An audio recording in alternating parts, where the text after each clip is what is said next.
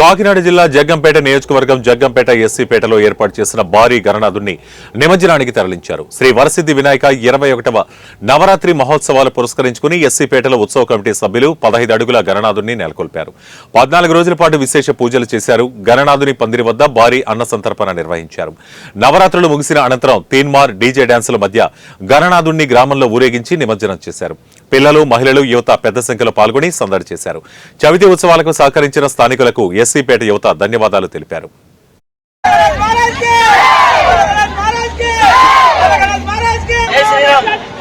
జై గణేశ.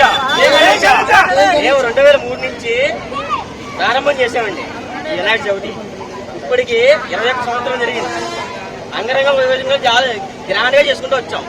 ఇక్కడి నుంచి మమ్మల్ని ప్రోత్సహించి ఆదరణ చేసిన వాళ్ళందరికీ మా కృతజ్ఞతలు. ఇంకోది, మేము గట్టిగా అయితే ఒక కుటుంబం నుంచి 10 మందికి బయలుదేరాం. ఈ ఏళ 100 మందికి తీరాం.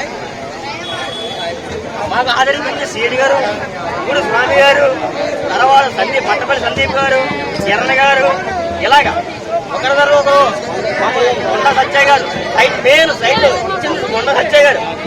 ఆయన కానీ ఇలా స్టార్ట్ చేసి ఈ రోజు ఎంత ఎత్తుకెళ్తాం.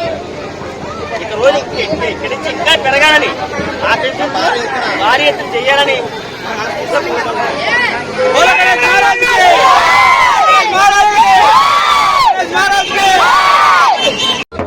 జై శ్రీరామ్, జై గణేశ. జగ్గంపేటలోని మన ఎస్సీపేటలో భారీ ఎత్తున గణేశం పెట్టామండి. అలాగే ఇది 21వ సంవత్సరం. మేము అనుకోలేదు ఇంత భారీ ఎత్తు బొమ్మ పెడదామని. అలాగే మాకు సహకరించిన వ్యక్తులు పట్టపల్లి సందీప్ గారు, సూర్యకిరణ్ గారు, అంబలాల్ శ్రేణి గారు, పూరి స్వామి గారు, ల్యాండ్ ఇచ్చిన మరి